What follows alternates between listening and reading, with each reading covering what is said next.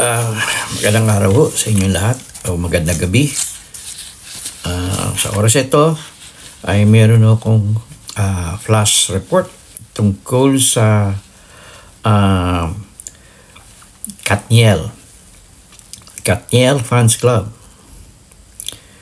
Umamin ako na hiwalay na si Catherine Bernardo at Daniel Padilla.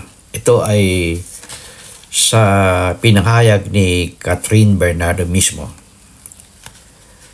Si Catherine Bernardo ay 21 years old na sa showbiz at 11 years na in love kay Daniel. At ngayon ay 12 years na sa showbiz. Okay, just imagine, kalahati ng kanyang buhay ay nasa showbiz at in love siya kay Daniel Padilla.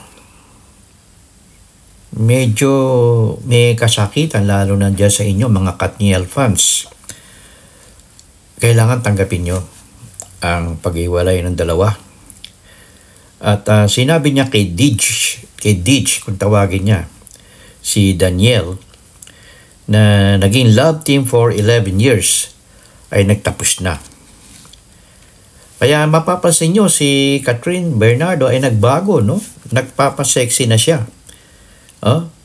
Nagpapasexy na siya. At di ba sinabi ko sa inyo na hindi na sila makasama parati. Parati silang hiwalay. Nung huling sayaw nila, makita nyo, si Daniel hindi siya hinahawakan. Only si Catherine lang mahawak. At talagang ganun. Maski na yung nanay ni Daniel ay looks na hindi siya conforme kay Catherine Bernardo. Ewan ko kung bakit. Maaari sa ugali ni Catherine. Pero wala tayong magagawa, no? Ganyan talaga ang buhay. At pabor siya kay Andrea Brillantes. Pabor siya kay Andrea Brillantes na bata pa. Ang edad ho ni Andrea Brillantes ay 20 years old pa lang. Napakabata.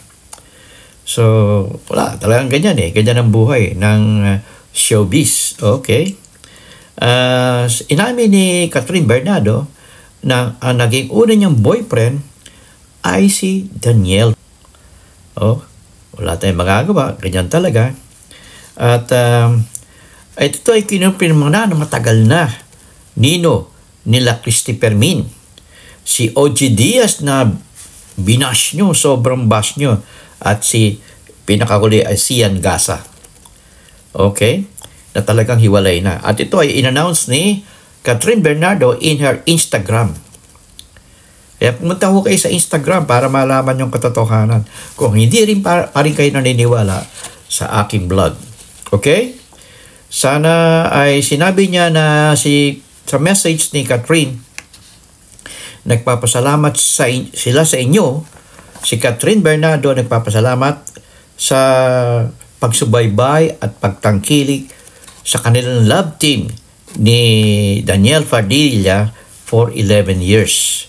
Kaya kung in the past year, makita nyo talagang hiwalay na. Madalang nyo silang makita na magkasama at magkahawak. Hindi na katulad ng dati. Siyempre naman, 11 years na. Ako ba naman magsasawa din ako. Magsasawa din naman ako. Ano po ba? Araw-araw tinola ulap or adobo. Ay no, siyempre iba naman. Ibang putay naman. Di ba? Okay. Ito sana, no? Sana nasiyahan kayo sa aking vlog ngayon, pero dinaramdam ko sa mga Katniel fans, wala na po talaga. Wala nang pag-asa. At ito ay pinatotohanan na mismo ni Catherine Bernardo at maging si Andrea Brillantes at ngayon ay si Daniel Padilla na nagpaalam na rin sa love team nila ni Catherine Bernardo. Okay guys, in God we trust. Never hold your peace. I'll see you in my next vlog.